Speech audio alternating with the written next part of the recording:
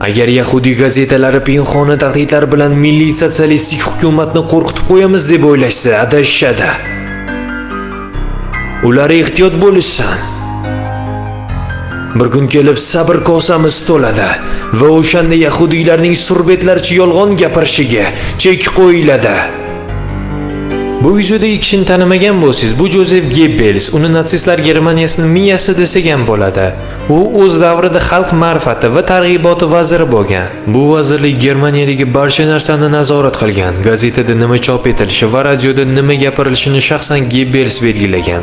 Har bir film ssenariysi uning stolidan o'tgan. Qaysi kitoblar o'qilishi, qaysilari yoqib yuborilishi uning buyrug'i bilan bo'lgan. Gebbels xalqning og'riqli nuqtasini topishni yaxshi bilardi. Eng qizig'i, Gebbels notiqlik san'atini birinchi raqamli notiq Siserondan o'zlashtirgan. E'tibor uchun Siseron kitoblari Gitler kutubxonasidan ham topilgan. Siseron haqida alohida video ishlashimni xohlaysizmi? Izohlarda fikringizni qoldiring.